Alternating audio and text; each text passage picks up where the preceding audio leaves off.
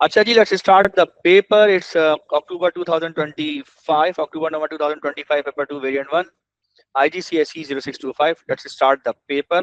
MCQs extended है. A student determines the diameter of a metal ball. Which apparatus is needed to get an accurate measurement? So भाई diameter पता करना है तो उसके लिए आपने करना क्या है, आपने दो रेक्टेंगुलर ब्लॉक्स रख दो, ज्यादा अच्छा है. ठीक है, you can use two rectangular blocks. दो रेक्टेंगुलर ब्लॉक्स रखते हैं आप. ठीक है, और रखने के बाद कहाँ रखेंगे आप, जाहिर सी बात है उसे आप किसी सरफेस पे रखेंगे ना यार. और बीच में आप जो है वो एक स्फीयर रख लो. आ रही बात समझ में? तो ये दो ब्लॉक्स के बीच में जो है वो ये स्फीयर फंस जाएगा. और उसके बाद एक रूलर उठाइएगा, और रूलर को उठाने के बाद रूलर से आप ये मेजरमेंट कर सकते हैं. ठीक है, रूलर से उसके डायमीटर की आप मेजरमेंट कर सकते हैं. क्लियर है? इस तरह से आप मेजरमेंट कर सकते हैं तो एग्जैक्ट डायमीटर आपको जो है वो मिल सकता है, या बेस्ट डायमीटर आपको मिल सकता है, एक्यूरेट डायमीटर आपको मिल सकता है. ठीक है, तो इस हिसाब से जो करेक्ट आंसर बनता है वो डी आपका बनता है. क्लियर है बेटा? ये प्रोटेक्टर से आप एंगल मेजर करते हो, रूलर से आपकी एक्यूरेसी नहीं आएगी. ठीक है, और रूलर के साथ प्रोटेक्टर के कोई जवाब नहीं बनता. ठीक है, तो ये वाली बात है. Question number 2. An athlete runs at a speed of 8 meter per second for 10 seconds and then 6 meter per second for 12 seconds. Which calculation give the average speed of the athlete in meter per second? ठीक है, वो कह रहा है कि उसकी average speed जो है वो कैसे निकलेगी. आ रही बात समझ में? तो बच्चों उसकी एवरेज स्पीड कैसे निकालेंगे, तो लेट्स सी. जी बच्चों, एवरेज स्पीड निकालने का क्या तरीकाकार होगा, कौन बताएगा मुझे? इस केस के अंदर जबकि शुरू में वो 8 मीटर पर सेकंड गया 10 सेकंड के लिए, और फिर 6 मीटर पर सेकंड गया वो 12 सेकंड के लिए. आ रही बात समझ? सबसे पहले उसका डिस्टेंस निकालें आप. तरीका ये होता है कि टोटल डिस्टेंस ठीक है अपॉन टोटल टाइम, ये आपको देती है एवरेज स्पीड. और टोटल डिस्टेंस निकालने के लिए पहले इन दोनों को मल्टीप्लाई करें तो डिस्टेंस आएगा. सो ये होगा 8 मल्टीप्लाई बाई 10. ठीक है, इसको S1 कर लें, इसको S2 कर लें, प्लस 6 मल्टीप्लाई बाई 12. ठीक है, ये आपका S2 आ जाएगा. उसके बाद क्या करना है, उसके बाद आपने इसको टोटल टाइम से डिवाइड कर देना. ये देखे ना, ये S1 हो जाएगा, ये S2 हो जाएगा, और ये आपका नीचे नीचे टोटल टाइम हो जाएगा. टोटल टाइम में आपका 12 प्लस 10 कितना हो जाएगा, 22 हो जाएगा. Is that clear? सो इस हिसाब से आपका बी करेक्ट आंसर बनता है. Is that clear? तो ऊपर देखिए, ऊपर टोटल डिस्टेंस होगा, नीचे टोटल टाइम होगा. So total distance upon total time बनता है, तो ये बी करेक्ट आंसर बनेगा. एवरेज स्पीड आपको देगा. Question number 3. A piece of paper torn out of an exercise book is shown. अच्छा जी, describe how a massive object affects the space around it. Oh ho! It describes how a massive objects affect the space around it, including the size and the direction of the force it would exert on other object placed in that space. ठीक है? What is being described? क्या describe किया जा रहा है? Gravitational charge, gravitational field. ना आप gravitational field को डिस्क्राइब किया जा रहा है. ठीक है, कि कितना मैसिव ऑब्जेक्ट हो वो अपने गिर्द, कितना मैसिव ऑब्जेक्ट हो वो अपने गिर्द दूसरे ऑब्जेक्ट जिनका मास हो वो ऑब्जेक्ट्स पे अफेक्ट करता है. ठीक है, उन ऑब्जेक्ट्स पे अफेक्ट करता है, उन पर फोर्स लगाता है. ठीक है, सो ऑब्वियस सी बात है कि वो मास होने की वजह से अगर फोर्स लगा रहा है तो वो ग्रेविटेशनल फील्ड को शो कर रहा है. ठीक है, पी करेक्ट आंसर है. आ रही बात समझ में बच्चों या नहीं आ रही? Next, the diagram shows one liquid floating on top of the another liquid.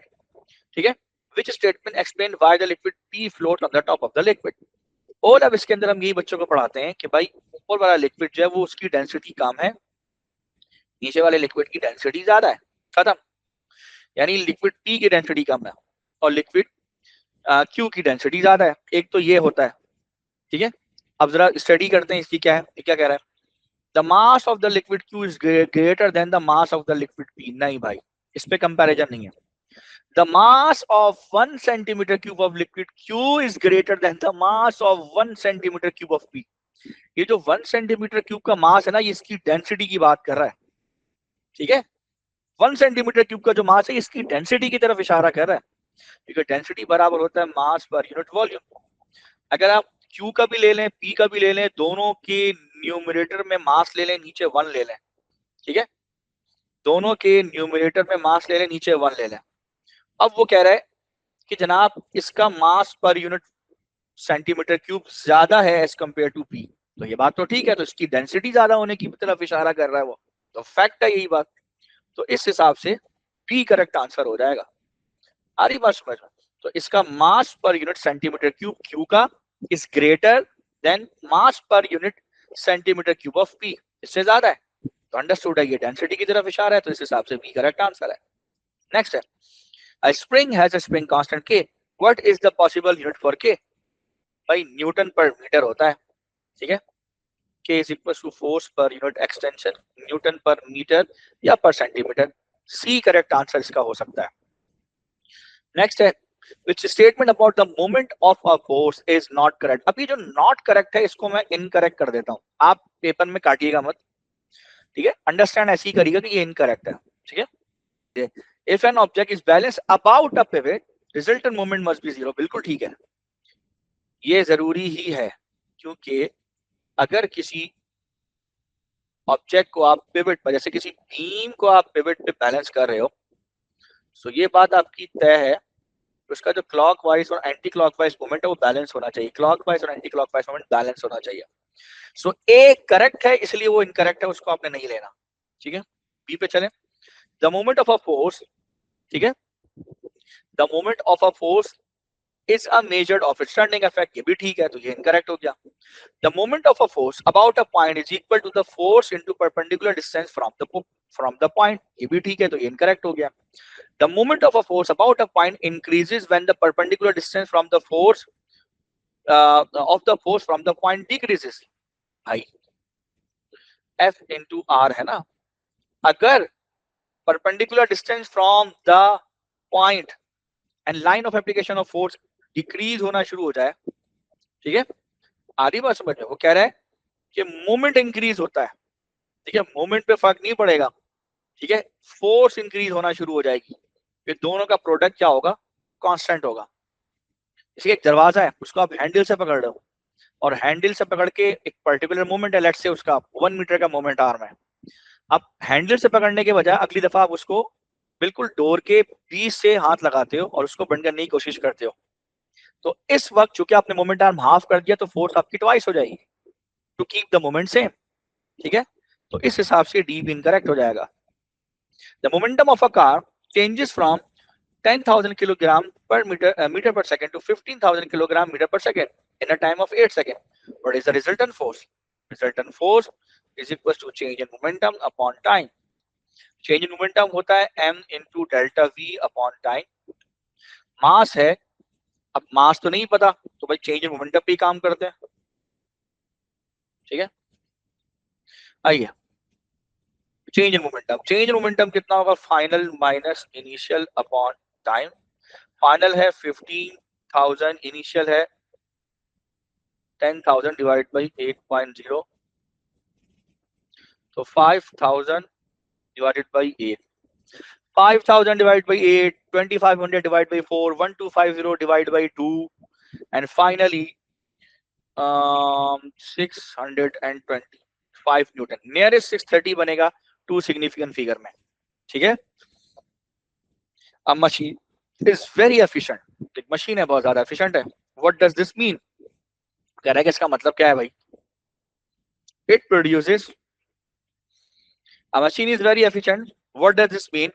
It produces a large amount of power, it uses very little energy, it wastes very little energy, it works very cheap.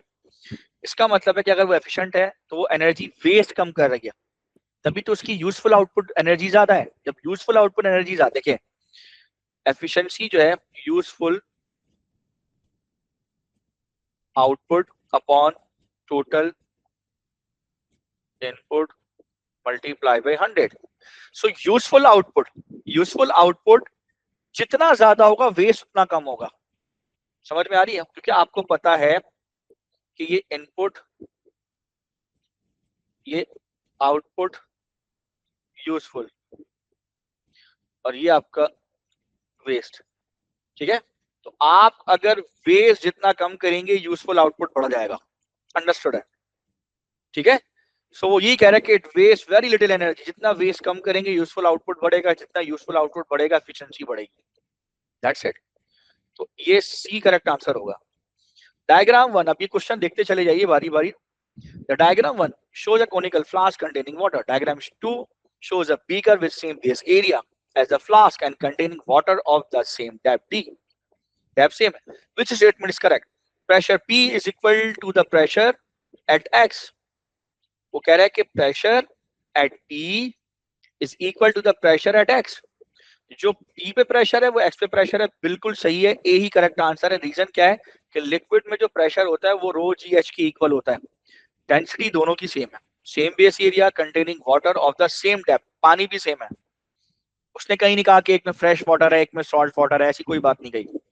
सो दोनों में water भी same है, same level of depth है, density भी same है, सब कुछ same है, तो भाई फर्क नहीं पड़ता कि इसका शेप क्या है उसका शेप क्या है, इससे कोई फर्क नहीं पड़ता। जो इसकी डेप्थ इस पॉइंट पर है वही इसकी डेप्थ इस पॉइंट पर है, तो प्रेशर इस पॉइंट पर दोनों का सेम होगा, ए करेक्ट आंसर है। सॉलिड पे फर्क पड़ता है, सॉलिड में फोर्स पर यूनिट एरिया देखते हैं।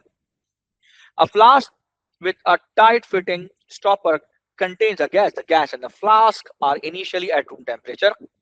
The gas and flask are cooled. Which row describe the average speed of the gas particles and the pressure of the gas as the temperature decreases? भाई जैसे जैसे temperature decrease होगा, temperature के decrease होने के साथ जो फ्रीक्वेंट कोलिजन है वो कम होगी, यानी चेंज इन स्पीड कम होगी। ठीक है, जब चेंज इन स्पीड कम होगी तो चेंज इन मोमेंटम कम होगा, जिससे रिजल्टेंट फोर्स कम होगी, जिससे आपका प्रेशर भी कम होता चला जाएगा। Is that clear? ये बात याद रखिएगा आप लोग सबके सब। बच्चों समझ आ रहा है? तो अब देखिए, ठीक है ना, क्योंकि पार्टिकल्स टकरा रहे हैं ना, जो पार्टिकल्स टकरा रहे हैं उनका टकराना कम होगा तो स्पीड का चेंज कम हो जाएगा, जिससे मोमेंटम का चेंज कम हो जाएगा। और आपको पता है change in momentum upon time जो है वो रिजल्टेंट फोर्स होती है, तो रिजल्टेंट फोर्स कम हो जाएगी, इससे प्रेशर भी डिक्रीज होगा। क्यों? क्योंकि रिजल्टेंट फोर्स जो है उसको अगर मैं एरिया से डिवाइड कराऊं तो प्रेशर आता है, तो प्रेशर भी डिक्रीज होगा, ये सब लिंक करते हैं, तो अल्टीमेटली दोनों ही डिक्रीज होंगे, तो इस हिसाब से ए करेक्ट आंसर है। ठीक है, next, Brownian motion is the random movement of microscopic particles in a liquid और गैस। लिक्विड और गैस के अंदर ये रैंडम मूवमेंट ऑफ पार्टिकल को शो कर रहा होता है। क्लियर है? which statement about Brownian motion is correct? Brownian motion only occurs when the liquid or gas is heated. गलत, हर वक्त चल रहा होता है। Much heavier, fast-moving particles that cannot be seen collide with the microscopic particles. गलत। वो क्या कह रहे हैं? Brownian motion के बारे में करेक्ट स्टेटमेंट बताएं कौन सी है? कह रहे हैं कि much heavier fast moving particles, नहीं, मच हैवियर क्यों? जो जिनका मास कम है, लाइट पार्टिकल्स हैं, मतलब लाइटर पार्टिकल्स हैं, उनके लिए नहीं होगा, उनके लिए भी होगा, यानी एटम्स होगा। ठीक है, इनका इनका मास बहुत कम है, तो जाहिर है कि उनके लिए भी होगा, वही जिगजैग रैंडम मोशन कर रहे होते हैं, तो इस हिसाब से बी करेक्ट हो गया। ठीक है, let's talk about C. Much lighter fast moving particles that can not be seen collide with the microscopic particles. जी ये है सी। ठीक है, डी क्या था? Microscopic particles move to avoid fast moving liquid और गैस। गलत। ठीक है, फास्ट मूविंग ही होते हैं। नेक्स्ट है, the distance between two electricity pylon is 60 meter. The cable that connects the two pylon is 62 meter length. ठीक है, अच्छा, केबल जो 62 मीटर है, why is the cable longer than the distance between the two pylon? वो कह रहा है कि केबल को ज्यादा बड़ा क्यों रखा जाता है, यानी कि दो फिक्स डिस्टेंस है। वो कह रहे हैं कि ये वाला जो डिस्टेंस है, ये डिस्टेंस है 60 मीटर का, और जो केबल है वो है 62 मीटर की, तो 62 मीटर की तो जरा सा यकीनन झोल होगा इसमें।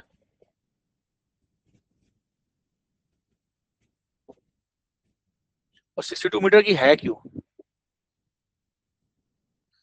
ठीक है, पाइलॉन की केबल है, वो कह रहा है कि 62 मीटर की है। अब भाई क्यों है? भाई अगर सर्दियों में जब टेम्परेचर कम होगा तो थर्मल कॉन्ट्रैक्शन होगी, इसकी वजह से खींचेगा। आई बस समझ में, तो थोड़ा लूज रखा जाता है उसे थर्मल कॉन्ट्रैक्शन की वजह से। ठीक है, दिस इज द रीजन। ठीक है, तो ये थर्मल कॉन्ट्रैक्शन की वजह से इसका आंसर ये हो जाएगा। अंडरस्टूड है, थर्मल कॉन्ट्रैक्शन होगा तो ये खींचेगी, ठीक है, कॉन्ट्रैक्ट करेगी। ठीक है, मतलब जब थर्मल कॉन्ट्रैक्शन होगा तो ये जो इस तरह से हो रही है, ठीक है, थोड़ी सी लूज है, ये टाइट हो जाएगी. A glass beaker contains a mass of 0.2 kg of water. ये mass given है. Of water at temperature of 20 degree centigrade. Initial temperature या low temperature. Specific heat capacity जो है water की है. A brass of block 0.15, ये mass of brass है, ये mass of water है. Is at temperature of 170. ये इसका temperature जो है, इसका temperature high temperature है. pH. The block is carefully lowered into the beaker of water. जबरदस्त. The final temperature of the both the water and the brass is 30. ठीक है, ये है temperature of mixture. TM कर दिया. What is this? What is the specific heat capacity of brass? Assume that no water is lost, no thermal energy has been transferred to the beaker on surrounding. ठीक है, अब ये beaker है. अब beaker के अंदर आपने क्या किया, आपने एक ब्रास का पार्ट लिया छोटा सा, ठीक है, उसको उठा के आपने इसके अंदर डाल दिया. इसमें अंदर वाटर मौजूद है, ठीक है, इसमें अंदर वाटर मौजूद है. अब वाटर का जो इनिशियल टेम्परेचर है वो कह रहा है, और कह रहा है कि जैसे ही इसमें डाला तो इसमें से कोई हीट बाहर भी नहीं निकली, सराउंडिंग में भी नहीं गई और कंटेनर में भी नहीं गई. एज्यूम करें जितनी हीट ब्रास ने निकाली वो सारी की सारी वाटर को मिल गई है. सो मैं यहाँ पे लिख सकता हूँ हीट, ठीक है, release by brass is equal to heat gain by water. Clear? आ रही बात समझ में? अब इस बात को समझना है. तो अब ब्रास ने जो हीट रिलीज की है वो भी सेंसिबल हीट है और इसकी भी सेंसिबल है. दोनों के लिए फार्मूले में लगाते हैं आप एम सी डेल्टा टी, इसके लिए भी लगाएंगे एम सी डेल्टा टी. अब इसके लिए जो डेल्टा टी है वो डिफरेंट है, इसके लिए डिफरेंट है, दोनों के लिए अलग अलग बताता हूँ. यहाँ पे मास ऑफ ब्रास लगेगा, specific heat capacity of brass लगेगा, टेम्परेचर चेंज ऑफ ब्रास लगेगा, mass of water, specific heat capacity of water, change in temperature of water. निकालना क्या है आपको, मास ऑफ, ठीक है, मास भी नहीं, specific heat capacity of brass निकालना है. सो बाकी चीजें आप उधर भेज दो भाई, ठीक है, बाकी चीजें आप इधर भेज दो, और जो ये चेंज इन टेम्परेचर है ये भी इधर भेज दो भाई, नीचे कर दो. और ये जो मास है,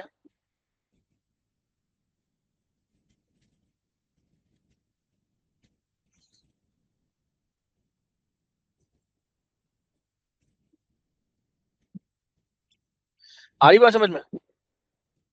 पहले बच्चे, ठीक है. अब आप इसमें क्या वैल्यू, मास ऑफ वाटर, ठीक है, मास ऑफ वाटर कितना दिया हुआ है भाई, 0. क्या कर लेते हैं, 0.2 kg multiply specific heat of water 4200 multiply पे चेंज इन टेम्परेचर. पानी का टेम्परेचर कितना हुआ चेंज, वो पहले 20 था, वो बढ़कर 30 हो गया फाइनल ब्रास डालने के बाद. सही है. सो 30 माइनस 20, ठीक है, 30 माइनस 20. डिनोमिनेटर में क्या लिखे जनाब,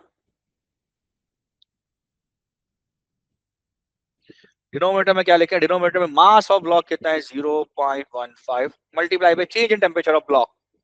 जो ब्रास जो भी था वो था इनिशियली 170 पर, वो वहां से 30 पर आ गया, तो 170 माइनस 30 करें तो 140 बनता है. सो यहाँ पे आप करें 170 माइनस 30, ठीक है भाई. अब आप सॉल्व करें तो आपकी जो भी वैल्यू आएगी वो वैल्यू आप बताएं क्या है. 400 ए करेक्ट आंसर है, 13 का ए करेक्ट है. Which statement about the convection is not correct, यार नॉट की जगह मैं इन कर देता हूं, ठीक है. Which statement about the convection is incorrect, कौन सी गलत है, ठीक है. आरी बस जिंदगी आसान करें अपने लिए. It enables the water in a pan on a cooker to get evenly heated, बिल्कुल ठीक है, ठीक है. कन्वेक्शन इवनली हीटेड के लिए कन्वेक्शन करंट जनरेट होता है, ये बात सही है, इसलिए ये इनकरेक्ट है. It happens in liquid and gases, ये बात भी ठीक है, इसलिए इनकरेक्ट है. It occurs because cooler liquids rise above warmer, cooler liquid rise above warmer liquid, ऐसा नहीं है. Warmer liquids rise above cooler liquid होगा। तो ये इनकरेक्ट है, इसलिए सही है। बाकी तो आप छोड़ दें फिर डी को, पढ़ लें। It occurs because the density of liquid decreases when it is heated. ठीक है, ये बात सही है, इसलिए इनकरेक्ट है। Iron is a better conductor of thermal energy than rubber. ठीक है, आयरन जो है वो रबर से ज्यादा बेटर कंडक्टर है। Which statement explain this? ठीक, electrons in iron can move from one part of iron to another. Electron is rubber. Electrons in rubber cannot move in this way. बिल्कुल ठीक है। वो बाउंडेड इलेक्ट्रॉन होते हैं, free electron होते हैं, इसलिए मूव कर रहे होते हैं। ठीक है, आ रही बात समझ में? Two metal cans are identical except that one has shiny silver outer surface and other has a dull black outer surface. Dull black outer surface. They they each have the same mass of the hot water. ठीक है, एक का outer जो है वो shiny silver out surface है, outer है, एक का शाइनी सिल्वर आउटर सरफेस है और दूसरे का dull black outer surface. They each have the same mass of hot water at the same temperature, sealed inside them. यानी गर्म पानी दोनों के अंदर मौजूद है। They are both in a vacuum in the darkness of outer space. How does the temperature of water in each one change? एक का बाहर शाइनी है और एक का जो है वो डल ब्लैक है। आगे बात समझ में? अब देखते हैं। पहली बात तो ये कि अगर बाहर का सरफेस शाइनी है, ठीक है, तो वो ज्यादातर पानी को ज्यादातर हीट को रिफ्लेक्ट करेगा और जल्दी नहीं, देर से ठंडा होगा। ठीक है, देर से ठंडा करेगा, वो रिफ्लेक्शन ज्यादा करेगा। ठीक है, अब जरा देख लेते हैं। और डल ब्लैक क्या करेगा? फटाफट एब्जॉर्ब करके फटाफट जो है वो रिलीज करेगा बाहर। The temperature of the water does not change. शाबाश, इतनी लंबी चवल मारी है। ऐसा नहीं है। The water in the black can cools more slowly. नहीं, जल्दी होगा, क्योंकि ज्यादा जल्दी एब्जॉर्ब करके ज्यादा जल्दी रिलीज करेगा, इमिट दूसरी तरफ जो है वो इमिट करेगा। गलत है। The water in the silver can cools more slowly than in the black can. ये ठीक है, ये वाला सही है। दोनों का रेट सेम है, ये भी गलत हो जाएगा। ठीक है, तो इसका जो सही आंसर करेक्ट है वो सी है। A ray of light reflects from a plane mirror. The angle between incident ray and the surface of the mirror is 35 degree. Incident ray और surface of the mirror के दरमियान angle 35 degree. Which statement is correct? The angle of incident is 35 degree. गलत। The angle of incident is 55 degree. ये ठीक है, क्योंकि 90 में से 35 निकालें तो बिल्कुल 55 ही बनता है। ठीक है, अब कैसे इस चीज को समझें आप? ये आपका मिरर है, ठीक है, वो कह रहा है कि लाइट स्ट्राइक करिए और रिफ्लेक्ट करके ऐसे जा रही है।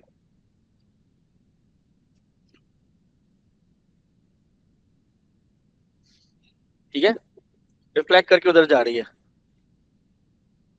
ये होगा एंगल ऑफ इंसिडेंट, ये होगा एंगल ऑफ रिफ्लेक्शन। उसने जो एंगल आपको दिया हुआ है, मामू बनाया हुआ है, वो एंगल इसने ये दिया हुआ है 35 डिग्री। पढ़ो। ठीक है, the angle between incident ray and the surface of the mirror is 35 degree. ठीक है, सरफेस ऑफ द मिरर और इंसिडेंट रे ये है 35, तो एंगल ऑफ इंसिडेंट जो है वो कितना होगा? 55 होगा। ठीक है, आ रही बात समझ में? सो इसका जो है वो बी करेक्ट आंसर हो जाएगा। The parallel waves in a ripple tank are deflected as they pass through a gap in a barrier. ठीक है, these changes that can be made to this arrangement are listed. Decrease the wavelength of the wave, increase the amplitude of the wave, decrease the size of the gap. Which changes will cause the shape of diffracted waves to be less curved? यानी कम diffraction करनी है। अगर कम diffraction करनी है तो gap को बढ़ा दो, या कम डायफ्रैक्शन करनी है, अगर कम डायफ्रैक्शन करनी है तो वेवलेंथ को डिक्रीज कर दो। सो वेवलेंथ को तो डिक्रीज कर दी, ये बात सही है। ठीक है, वेवलेंथ को डिक्रीज कर देंगे तो जो गैप का साइज है उससे वेवलेंथ कम हो जाएगी, तो उसके कंपैटिबल नहीं रहेगी, तो डायफ्रैक्शन कम हो जाएगी। एक तो ये एम्पलीट्यूड को बढ़ाने से कुछ भी नहीं होगा। ठीक है, एम्पलीट्यूड के बढ़ाने से एनर्जी बढ़ती है। आ रही बात समझ में? तो आप इसको तो छोड़ दें। सही है, decrease the size of the gap. Gap size को डिक्रीज नहीं करना, इंक्रीज करना है। डिक्रीज करने से और जब डायफ्रैक्शन अच्छी होगी और स्प्रेडिंग अच्छी होगी, हमें स्प्रेडिंग कम करनी है, तो 3 भी कम। सी इसका करेक्ट आंसर है, only one. A beam of light passes through a vacuum. then enters a transparent liquid. The diagram show the path it takes. The light travels through a vacuum at a speed of 3 exponent 8 meter. What is the speed of light in the liquid? Speed of light in liquid पूछ रहा है, तो भाई refractive index का formula है sine of angle of incident divide by sine of angle of refraction. ठीक है. For less denser to denser medium, अगर लाइट लेस डेंसर से डेंसर जा रही है तो ये फॉर्मूला है. एक और फॉर्मूला होता है सी अपॉन वी. दोनों को इक्वेट करा देते हैं. यहां से वी की वैल्यू निकालते हैं. V is equal to C into sine of angle of refraction divided by, ठीक है, sine of angle of incident. और C की वैल्यू है 3.0 into 10 raised to power 8 multiply by sine of angle of incident. ये incident है और ये angle of refraction है. So angle of refraction 25 degree है divided by, डिवाइड कर लें आप, तो डिवाइड करने पे आपके पास आता है sine of angle of 40 degree. जी जनाब, आंसर निकालिए. क्या आंसर होगा? 3 exponent 8 multiply by sine 25 divided by sine 40. ये बनती है 1.97 इंटू 10 रेज़ टू पावर, मेरे ख्याल में 8 ही होगा मीटर पर सेकेंड. अब 1.97 है और इसको कितने सिग्निफिकेंट फिगर में राउंड ऑफ करना है? 2 सिग्निफिकेंट फिगर में आपने राउंड ऑफ करना है. तो जाहिर सी बात है ये बी पे राउंड ऑफ होगा 2.0 इंटू 10 पावर 8. ठीक है, इस पे राउंड ऑफ हो जाएगा. क्लियर है? Which statement about the thin converging lens is correct? All rays of the light refracted by the lens passing through the principal focus. नहीं, ये इनकरेक्ट होगी. ठीक है, क्योंकि प्रिंसिपल फोकस, देखो आ रही है समझ? अब प्रिंसिपल फोकस इधर कहीं ना कहीं होगा. ठीक है, अब वो कह रहा है कि सारी की सारी light rays, all light rays of refract, all rays of light refracted by the lens pass through the principal focus. ये तब होता है कि जब light rays parallel to principal axis हो, अब रिफ्रैक्ट होके प्रिंसिपल फोकस से गुजरेगी. अगर ये पैरेलल टू प्रिंसिपल एक्सिस नहीं है, ऐसे आ रही फॉर एग्जांपल, या लाइट रे यूं ऐसे आ रही है, ठीक है, और अगर आप इमेजिन करें कि अब आप चाह रहे हैं कि वो रिफ्रैक्ट होके प्रिंसिपल फोकस से गुजरे, तो नहीं गुजरेगी, अब नहीं गुजरेगी. तो वो कह रहे हैं all rays of light refracted by the lens, नहीं है, ये ऐसे होना चाहिए था कि all rays of light which are parallel to principal axis, फिर comma refracted by the lens, फिर लेंस से रिफ्रैक्ट हो के वो प्रिंसिपल फोकस से गुजरती, तो ये बात ठीक होती, अदरवाइज ये गलत है. ठीक है, याद रखिएगा. क्लियर हो गई बात? अब इसी के बी पे चलते हैं. ऑल रेज इनिशियली, देखो अब अगले आगे बोला हुआ है, all rays initially parallel to principal axis of the lens are refracted to the principal focus. ये बात बिल्कुल ठीक है. जो लाइट रे, क्लियर है, समझ आई भाई? इस तरह से, तो इस हिसाब से आपका आंसर बी हो जाएगा. आगे क्या कहता है? Diagram shows the to narrow beams of light P and then Q passing through the same prism. Beams P and Q are both incident on the same point on the prism and the same angle. Which law correctly compares the beam P and Q? अच्छा भाई, पहली बात तो ये कि जो beam P है ये डिस्पर्स हो रही है, ये ब्रेक हो रही है ना दो डिफरेंट लाइट कलर के अंदर, तो P जो है वो डिस्पर्स हो रही है, P डिस्पर्स हो रही है, P डिस्पर्स हो रही है, Q डिस्पर्स नहीं हो रही, सिर्फ P डिस्पर्स हो रही है. अब एक और बात देख लेते हैं. तो P डिस्पर्स हो रही है तो P is a polychromatic and Q is a monochromatic. ठीक है, सो P is a monochromatic and Q is a white light. गलत. P is white light and Q is monochromatic. D is correct answer. Understood है? तभी तो ये split कर रही है दो लाइट में, डिस्पर्स कर रही है, ये नहीं कर रही. तो D सही ऑप्शन है. Question number 22. Ultraviolet radiation and infrared radiations are both parts of electromagnetic spectrum. ठीक है, however they differ in wavelength and frequency. Which law describe how they differ? ठीक है, so ultraviolet की longer wavelength है, infrared से गलत. ultraviolet की wavelength infrared के कंपैरिजन में कम है, इंफ्रारेड की वेवलेंथ ज्यादा है। अल्ट्रावायलेट की फ्रीक्वेंसी ज्यादा है बट इसकी फ्रीक्वेंसी कम है। अल्ट्रावायलेट की एनर्जी भी ज्यादा है, इसकी एनर्जी कम है। कह रहे ये रिलेशनशिप है, यानी एनर्जी जो है वो एनर्जी ज्यादा अल्ट्रावायलेट की है, इसकी एनर्जी कम है।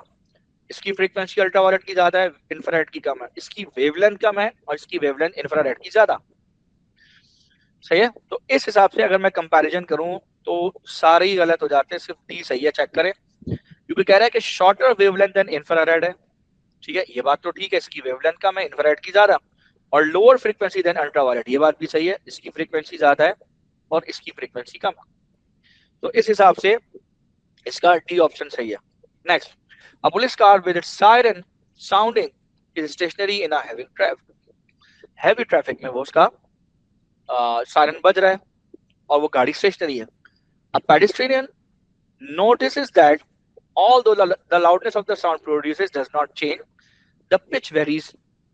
Pitch vary कर रही है। Which row describe the amplitude and frequency of the sound? वो कह रहा है कि लाउडनेस नहीं बढ़ी लेकिन पिच वेरी कर रही है। सवाल है कि पिच वेरी क्यों कर रही है? खैर, ये भी एक इंपॉर्टेंट चीज क्वेश्चन है। Which row describe the amplitude and frequency of the sound? देखो, एम्पलीट्यूड चेंज हो रहा है या नहीं हो रहा, ये फैक्ट, ये मैटर करता है। इस पे देख लेते, मतलब लाउडनेस, भाई देखो, लाउडनेस जो है वो एम्पलीट्यूड के साथ रिलेट करता है। जितनी ज्यादा लाउडनेस होगी इट मींस कि उसकी एम्पलीट्यूड नहीं ज्यादा है। तो चूंकि उसने कहा कि एम्पलीट्यूड डज नॉट चेंज और लाउडनेस डज नॉट चेंज, तो उसका एम्पलीट्यूड कांस्टेंट है। ठीक है, तो सी और डी तो गए। अब सवाल है कि पिच उसकी हायर है। ठीक है, वो कह रहा है पिच हायर है, तो इसका मतलब है फ्रीक्वेंसी वेरी कर रही है, इसलिए बी करेक्ट आंसर है। The diagram shows the part of the magnetic field around two magnets, which lists give the order of the magnetic field stand at the position P, Q, R, S from weakest to strongest.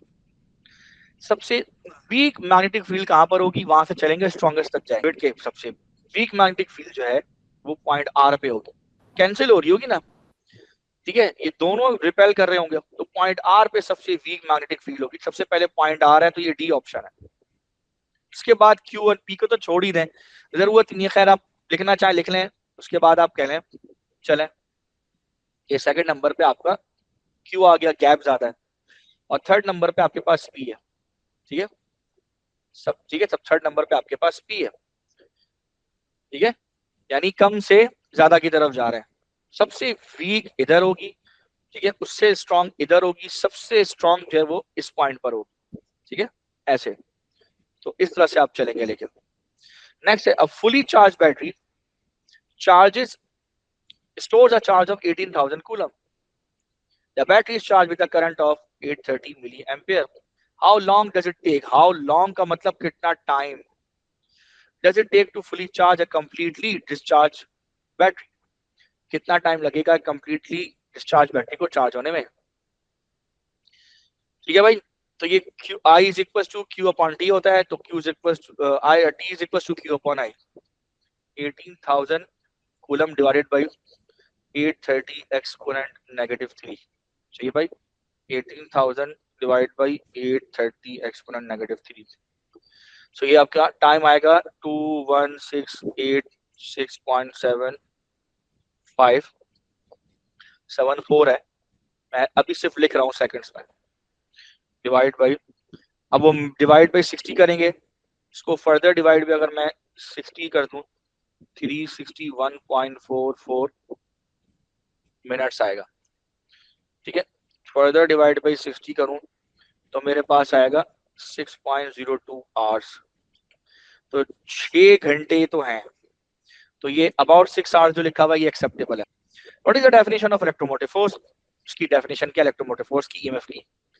तो ये तो बहुत ही आसान है, electrical work done by the source in moving unit charge around a complete circuit. ए ही इसकी डेफिनेशन है। ठीक है, कितना वर्क डन हो, कितनी उसको एनर्जी मिले पर कूलम चार्ज को, तो क्या पूरे सर्किट में चले। A cell passes a current of 2.0 ampere in a circuit of 30 in a circuit for 30 seconds. In this time the cell transfer energy of, ठीक है, 120 joule. What is the electromotive force? Electromotive force पूछा है भाई। EMF का formula क्या होता है? Work done per unit charge. ठीक है, अब जनाब वर्क डन कह लें या एनर्जी ट्रांसफॉर्म कह लें पर यूनिट चार्ज, चार्ज की जगह आप क्या करेंगे? I is equal to Q upon T होता है, Q is equal to I T. चलें लगाइए, 120 डिवाइडेड बाई करंट कितना है 2 मल्टीप्लाई बाई 30, जीरो से जीरो कैंसिल, 3 वन जा 3 3 4 जा और 2 वन जा 2 2 2 जा, तो ये 2.0 वोल्ट हो जाएगा। सी करेक्ट आंसर है। आ रही बात समझ? Next, diagram shows the two resistors in a series connected to a power supply. The reading on the voltmeter is 3.0 volt when the switch is close. जब स्विच क्लोज किया इस पे रीडिंग 3.0 है। What is the resistance of R? R की resistance क्या होगी जरा देख लो। सबसे पहले तो देखो ये 12 वोल्ट है, तो 12 में से अगर यहाँ 3 वोल्ट चला गया तो बचा कितना? यहाँ पे 12 माइनस 3 करो तो ये आपका 9 वोल्ट होता है। So 12 minus 3 is equal to 9 volt at कहाँ? 6 ओम रेजिस्टर। ठीक है, इसमें आपको मिलेगा 9 वोल्ट। ठीक है, अब जरा ध्यान देना, ये 3 वोल्ट है, ठीक है, और ये 9 वोल्ट। अब चूंकि ये सब सीरीज के अंदर होते हैं ना, तो सीरीज में करंट सेम होता है, यानी सीरीज में करंट सेम है, जो करंट यहाँ होगा वही करंट यहाँ पर होगा। सो मैं सिर्फ समझाने के लिए कह रहा हूँ, वैसे रेशो सेम है। ठीक है, अगर मैं इस करंट को I1 कह दूं, इस करंट को I2 कह दूं, तो I2 is equal to I1, so V2 upon R2 is equal to V1 upon R1। So दोनों के जो रेशो होंगे रेजिस्टेंस के, मैं अगर उसको एक तरफ कर दूं तो ये R2 upon R1 is equal to V2 upon V1। तो जो वोल्टेजेस के रेशो है वही रेजिस्टेंस के रेशो है। सही है, सिर्फ मैंने आपको समझाने के लिए यहाँ पे किया। सो देखिए R2 क्या है, R2 को हम R ही ले लेते हैं। ठीक है, R2 है ना ये, तो ये R2 है, इसको हम R कह लेते हैं। R डिवाइडेड बाई R1 कितना है? R1 ये रहा, तो ये 6 हो गया। V2 कितना है? ठीक है, V2 आपका ये हो गया 3। V1 कितना है? ये V1 है, V1 9 हो गया। सो R की वैल्यू आपको निकालनी है। सो 3 1 जा 3, 3 3 जा 9, 3 1 जा 3, 3 2 जा 6, ये उधर चला गया, तो ये आपका 2 ओम्स आ रहा है। ठीक है, डी करेक्ट आंसर है। समझ आई बात? Lamps can be connected in series और in parallel to power supply. ठीक है, तो कह रहे हैं कि लैम्प जो है वो सीरीज या पैरेलल में लगाए जा सकते हैं connected to a power supply. What is an advantage of connecting the lamp in parallel rather than series? Lamp में एडवांटेज क्या है कि सेपरेटली उनको हैंडल कर सकते हैं। सबसे इंपॉर्टेंट, सेपरेटली सबका स्विच बना सकते हैं, सेपरेटली ऑन ऑफ कर सकते हैं। सबसे बड़ा तो ये यही इंपॉर्टेंट इसका है। ठीक है, और सबसे अहम बात, अगर एक लैम्प खराब हो जाएगा तो बाकी दूसरा तो काम ही कर रहा होगा ना एटलीस्ट। ठीक है, तो if one is stop functioning, ठीक है, so other will be still working. So when one lamp stop working, the other may continue to work. C correct answer है। The lamps on a bicycle are powered by the simple electrical generator. A permanent magnet rotates around the stationary coil of the wire wound on an iron core. Which statement is correct? ठीक है, कह रहा है कि कौन सी statement इसमें correct है। ठीक है, अब भाई स्टेटमेंट करेक्ट है, देखो the current in the lamp decreases as the speed of rotation increases. नहीं बढ़ेगा। The current in the lamp decreases when the magnet is replaced with a strong magnet. ये भी गलत है, बढ़ेगा करंट, ये EMF बढ़ना चाहिए। ठीक है, the output of electromotive force will be higher if the gap between the magnet and the coil is bigger. गलत, जितना गैप जो है दोनों के दरमियान कम होगा उतना ज्यादा मैग्नेटिक फील्ड लाइन ज्यादा कटेंगी, और ज्यादा कटने से ज्यादा EMF पैदा होगा, ये गलत है। The output of EMF will be higher if there are more turns on the coil. ये ठीक है, डी करेक्ट है, नंबर ऑफ टर्न्स बढ़ाने से EMF बढ़ता है। A current carrying coil in the magnetic field between the poles of the two magnets experiences a turning effect. Which change would decrease the turning effect? So turning effect decrease करने के लिए, if you remember, turning effect decrease करने के लिए या moment decrease करने के लिए मैंने आपको बीनाबाजी का रूल बताया था, याद है? ठीक है, मैग्नेटिक फ्लक्स डेंसिटी होती है, लेकिन आप समझ लें इसको मैग्नेटिक फील्ड स्ट्रेंथ थोड़ी देर के लिए, कितना स्ट्रॉन्ग है, कितना वीक मैग्नेट होना चाहिए। ठीक है, ये करंट को शो करता है, ये नंबर ऑफ टर्न्स को शो करता है, ये कॉइल के एरिया को शो करता है। अब देखते हैं। ठीक है, टर्निंग इफेक्ट को डिक्रीज करना है तो इनमें से कौन सा फैक्टर ये पूछेगा आपसे। Decreasing the distance between the magnet, decreasing the distance करूंगा तो टर्निंग इफेक्ट बढ़ेगा, गलत। इंक्रीजिंग द करंट, करंट बढ़ाने से टर्निंग इफेक्ट बढ़ता है। स्ट्रॉन्गर मैग्नेट यानी बी बढ़ाने से भी मैग्नेटिक फील्ड टर्निंग इफेक्ट जो है वो बढ़ेगा। Decreasing the number of turns, D ठीक है, अगर मैं एन की वैल्यू कम करूंगा तो जो टर्निंग इफेक्ट है वो भी डिक्रीज होगा। Next, cables transmit electrical power from the output of the transformer at power station to the input of another transformer at substation. The power of the output of transformer at power station is 400 megawatt. 400 megawatt. The power at the output of the transformer at the power station. अच्छा ठीक है, यहाँ लगा देते हैं, यहाँ पर power 400 megawatt है। Which station delivers the most power to the input of the transformer at the substation? ठीक है, आ रही बात समझ में? इनमें से सबसे ज्यादा पावर कौन ट्रांसफर करेगा इस इनपुट ट्रांसफार्मर को जो कि सब स्टेशन पे लगा हुआ है? आ रही बात समझ में? अच्छा जी, सो जो पावर स्टेशन है यहाँ पर वोल्टेज आपका ज्यादा होगा, ठीक है, करंट आपका कम होगा, ये पावर है आउटपुट। और एग्जैक्टली कोशिश यही की जाती है कि यही पावर यहाँ पर मेंटेन हो इनपुट पे। इसका प्रोडक्ट भी आईपी है या वी आई है, बट फर्क ये कि यहाँ पर वोल्टेज को कम रखा जाता है, करंट को बढ़ाया जाता है। जब आप करंट को बढ़ाते हैं, ध्यान दीजिए, जब आप करंट को बढ़ाएंगे तो आपको मोटा वायर चाहिए, ज्यादा डायमीटर का चाहिए, ठीक है, याद रखिएगा, ठीक है, आ रही बात समझ में? तो ज्यादा डायमीटर, लार्ज डायमीटर का मतलब ये हो सकता है कि आपका ए भी आंसर हो सकता है, सी भी हो सकता है, बी और डी तो गए। दूसरी अहम बात जो मैं बताने लगा हूं, यहां पर पोटेंशियल डिफरेंस कितना होगा। अब दो बातें, वो कह रहा है कि इसके आउटपुट पे पोटेंशियल डिफरेंस, उसने पावर स्टेशन पे पावर दी हुई है कि पावर जो है ना यहाँ पर 400 मेगावाट है, 400 मेगावाट है यहाँ आउटपुट पे। अब वो कह रहा है कि बताओ यहाँ पे वोल्टेज कितना है, ठीक है, वोल्टेज कितना होगा? वो वोल्टेज या तो 200 होगा या तो 400 किलो वोल्ट होगा। सो अच्छा, हमें नहीं पता क्या होगा, तो हम ये P is equal to V I रख के देख लेते हैं ये वाली चीज। अगर मैं V को एक तरफ कर दूं, मैं करंट को एक तरफ करूं फॉर एग्जांपल, तो पावर अपॉन P से निकाल दूं 200, हाँ,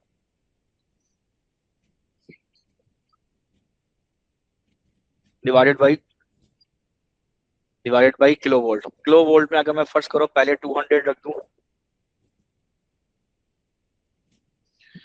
तो सॉल्व करने पे 20 से 202 ऊपर 2 आ गया, पावर 3 2000 एम्पियर बन रहा है।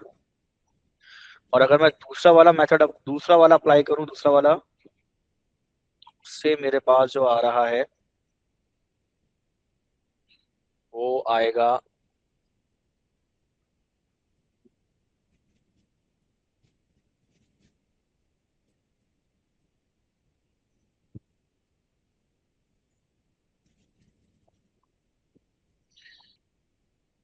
यहाँ पर आके करंट इंक्रीज होगा, तो इनपुट पे तो करंट डिक्रीज ही मिलेगा, आउटपुट पे इंक्रीज होगा। इधर इनपुट पे जब यहाँ पे करंट डिक्रीज होगा, कम करंट चाहिए, तो 400 वाला होगा। जी भाई, सही है।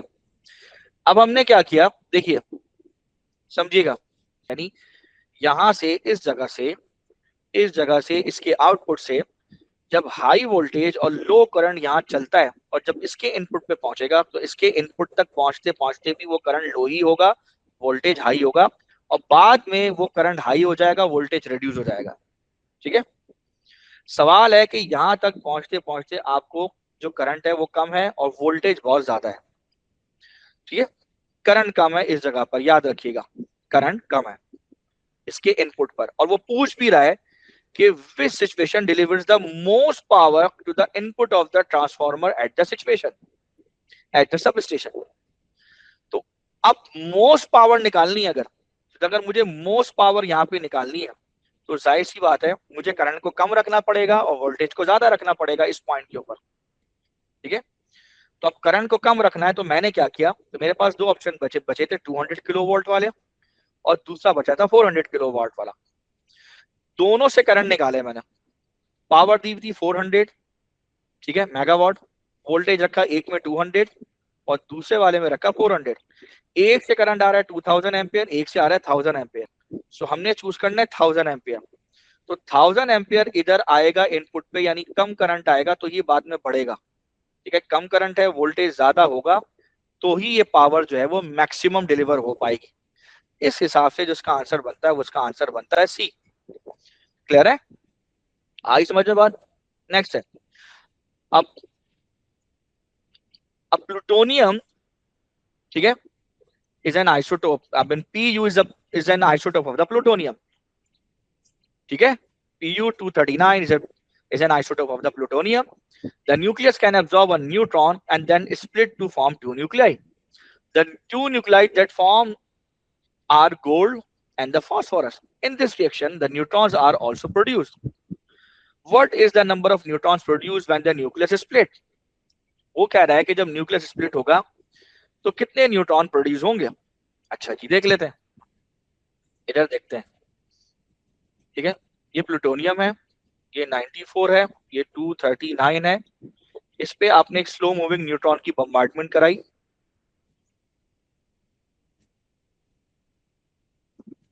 ठीक है,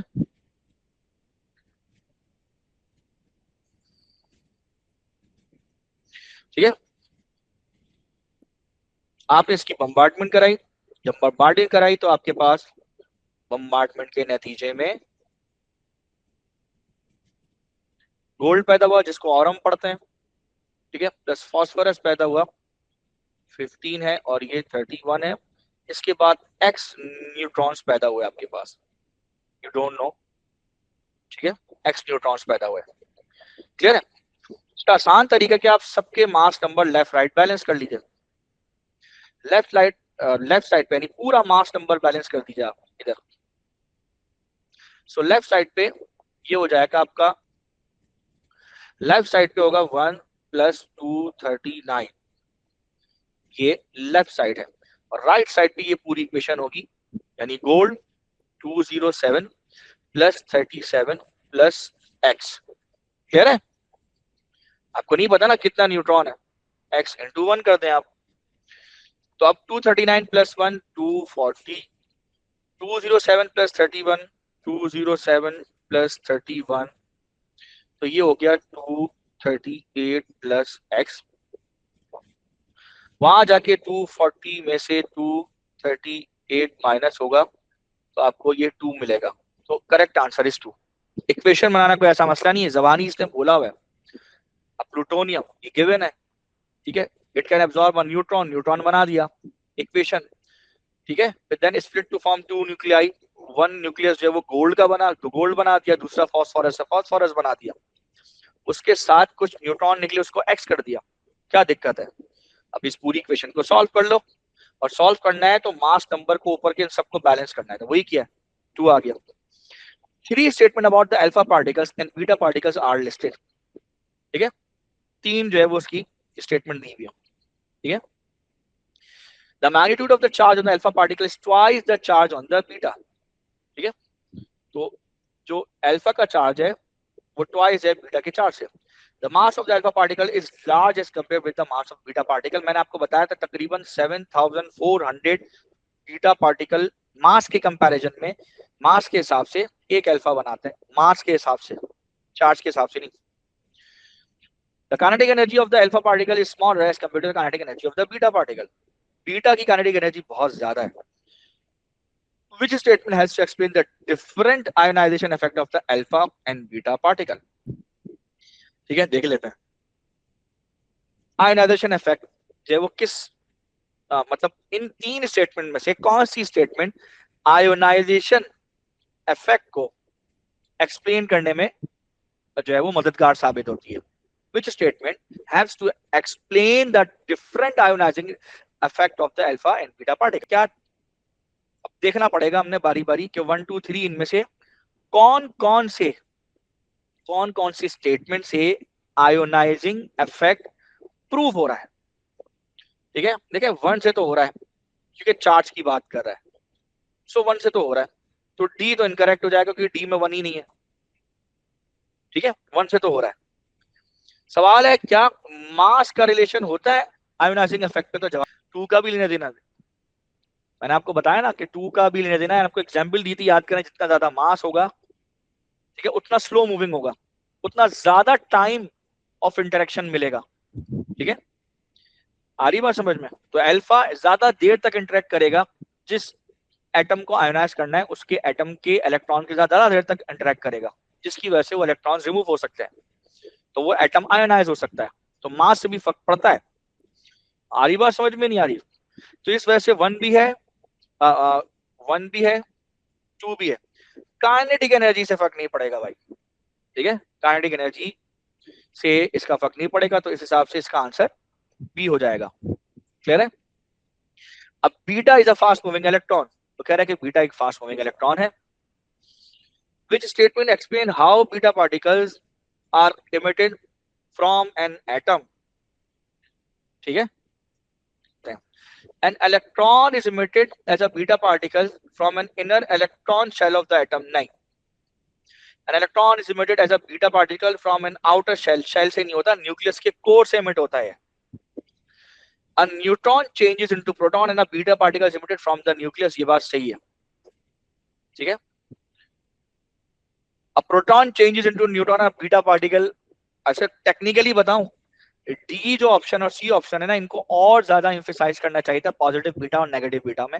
लेकिन अनफॉर्चुनेटली आपके सिलेबस में ओ लेवल्स में पॉजिटिव बीटा नहीं है. ठीक है, नेगेटिव बीटा ही है, तो उसको बीटा पड़ता है. ठीक है, याद रखिएगा. सो इस हिसाब से डी इनकरेक्ट हो जाता है. Which properties must a radioactive have for its radiation to make it suitable to kill bacteria in food? ठीक है भाई, तो उसमें आप देखिए कि गामा का यूज करेंगे, अल्फा नहीं करेंगे क्योंकि अल्फा आयोनाइज करता है. तो अल्फा को नहीं करेंगे, गामा को करेंगे.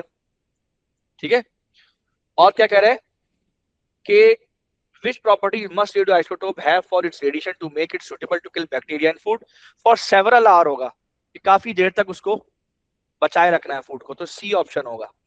ठीक है, नेक्स्ट पे चलें. A student tries to predict the effect of exposure time on the radiation dose received from a source of ionizing radiation. Radiation dose measures the amount of ionizing radiation received by a living organism. Which graph shows the correct trend between the variables? ठीक है, अब radiation dose versus exposure time, ठीक है, उसका correct trend जो है वो कौन सा ग्राफ बताएगा? तो भाई उनके दरमियान लीनियर रिलेशनशिप होता है. या जितना ज्यादा एक्सपोजर टाइम आप बढ़ाते चले जाएंगे, जाहिर सी बात है डोज भी उतने टाइम तक ही होगी. जैसे समझाने के लिए, एक एनालॉजी बनाने के लिए, एक एग्जाम्पल के तौर पे मैं एक मिसाल देता हूं कि फॉर एग्जाम्पल एक्सरे, सिर्फ समझाने के लिए कह रहा हूं. एक्सरे, ठीक है, कि एक्सरे अगर आपकी बॉडी से पास हो रही है, अगर आप 10 सेकंड के बजाय 1 मिनट तक उसका एक्सपोजर टाइम बढ़ा दें तो जाहिर है डोज भी बढ़ जाएगी. So they have a linear relationship between them. ठीक है, तो इस हिसाब से ए करेक्ट आंसर है. ऐसा हो नहीं सकता ना आप एक्सपोजर टाइम बढ़ाएं और बॉडी में से डोज उतनी ही रहे. आप जितनी देर तक खाना खाएंगे उतना ज्यादा आपका पेट भरेगा. अंडरस्टूड है?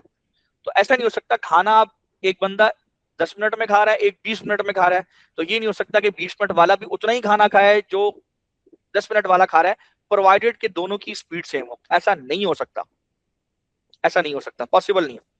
ए करेक्ट आंसर है. एक्सपोजर टाइम बढ़ाएंगे तो डोज भी बढ़ेगी. लीनियर रिलेशनशिप है. अब बच्चा ये भी पूछ सकता है कि सर सी क्यों नहीं है? सी कैसे पॉसिबल है? आपने एक्सपोज किया ही नहीं है, टाइम जीरो है. एक्सपोज टाइम जो है, जो एक्सपोजर टाइम है वो जीरो है, और रेडिएशन निकली हुई है, पहुंची हुई है, डोज मिली हुई है. ऐसा कैसे हो सकता है? ठीक है, टेक्निकली सोचें, आपकी बॉडी से कोई रेस पास ही नहीं हो रही, रेडिएशन पास ही नहीं हुई, अभी स्टार्ट ही नहीं हुई, लेकिन आपकी बॉडी में रेस पहुंच गई है. How is it possible? तो भाई ये ग्राफ इधर से ही स्टार्ट होगा, ओरिजिन से. A satellite is in orbit around the Earth. The orbit has a radius r and the period t. Which expression gives the orbital speed of the satellite? V is equals to 2 pi r upon t. 2 pi r upon t. C correct होगा. ठीक है भाई. Comets move around the sun. Which statement describes the orbit of a comet? ठीक है भाई. तो circular तो नहीं हो सकता. सर्कुलर नहीं हो सकता. ऑर्बिटल होगा with the sun at the center of the eclipse. The orbital is elliptical with the center. The orbit is क्या लिखा हुआ है? The orbit is elliptical with the sun at the center of ellipse. नहीं, सन जो है उस ellipse के focus पे होगा और फोकस दो किनारों पे, यानी किनारों से थोड़ा करीब ये दो फोकसेस होते हैं, F1 F2, किसी एक पर होगा. सो ये डी करेक्ट आंसर है. It's not at the centre, focus पे होता है. Galaxy is at a distance of 60 million light year from the earth. ठीक है भाई. The galaxy is moving away at a speed of 1300 kilometers per second. Receding speed. 1 light year is about 9.5 into 10 power 12 kilometers. There are about 3.2 into 10 power 7 seconds in 1 year. Which expression can be used to estimate the age of the universe in years? अच्छा जी, age of the universe in years को कैसे निकालेंगे जरा देखिए. लगाते हैं. V is equal to H not D 1 upon H not, बल्कि रुक जाओ, V is equal to H not D. एक और फॉर्मूला है, V is equal to displacement और ये 1 अपॉन टाइम करता हूं, तो मुझे 1 अपॉन टी की बेसिकली. सो अगर मैं रिसीडिंग स्पीड देखूं तो 1300 किलोमीटर पर सेकंड लिखी हुई है. आ रही बस पर मुझे बेसिकली 1 अपॉन टी की वैल्यू को एक तरफ करना है इस दोनों इक्वेशनों से. कैसे करूंगा? सो देखो, v की वैल्यू मेरे पास कितनी है? v की वैल्यू है 1300 किलोमीटर पर सेकेंड. आ रही बात समझ में? 1300 किलोमीटर पर सेकेंड. बेटा समझ आ रहा है? ये स्पीड गिवन है 1300 किलोमीटर पर सेकेंड. इधर मैंने रखा 1 अपॉन टाइम मल्टीप्लाई पर डिस्टेंस कितना है? डिस्टेंस लाइट ईयर में गिवन है. ये डिस्टेंस है, ये 60 इंटू 10 की पावर 6 लाइट ईयर में है. मुझे लाइट ईयर को हटाना है, तो अब मैं यहाँ पे नेक्स्ट स्टेप में लिख रहा हूं लाइट ईयर. सुनते चले जाओ सारे के सारे. अब मैं क्या गेम कर रहा हूं, अगले स्टेप में मैं क्या करूंगा, इस लाइट ईयर को हटाऊंगा और इस लाइट ईयर की जगह ये किलोमीटर में ये फासला ये लिखूंगा. So multiply by 9.5 multiply by 1 light year equals to 9.5 into 10 की पावर 12 किलो. तो 9. अब ये पूरा डिस्टेंस कवर हो गया, तय हो गया, किसमें? किलोमीटर में आ गया. ठीक है. अच्छा अब अगला सुने. यहां पर लेफ्ट साइड पे स्पीड है. ठीक है. अगर मैं इस किलोमीटर से इस किलोमीटर को काटता हूं तो जो भी टाइम की वैल्यू टी की निकालूंगा ना वो सेकंड में आएगा. किस में आएगा? सेकंड में. और मुझे सेकंड में रिजल्ट नहीं चाहिए, मुझे रिजल्ट किस में चाहिए? 1 ईयर में चाहिए. ठीक है. तो अब मैं ये करूंगा कि इस लेफ्ट साइड वाली जो भी वैल्यू है इसको भी मैं मल्टीप्लाई कराऊंगा किससे? 3.2 से, ताकि मेरा सेकंड उड़ जाए. तो 3.2 इंटू 10 टू पावर 7. ठीक है. ये आया और इसके साथ यूनिट आएगा सेकंड्स का. ये सेकंड्स का यूनिट आएगा. क्लियर? अब आप यहां से टी की वैल्यू को एक तरफ कर ले. जब आप टी की वैल्यू को एक तरफ करेंगे तो ये पूरा न्यूमरेटर इधर आ जाएगा, ये पूरा डिनोमिनेटर आपका जो है वो एक तरफ चला जाएगा. क्लियर है? ये पूरा इधर आ जाएगा. अब आप देखिए बेस्ट कौन सा मैच करता है. तो ये मेरे ख्याल में आपका डी मैच कर रहा है. क्लियर है? जो बेस्ट ऑप्शन आपका मैच कर रहा है वो बी मैच कर रहा है.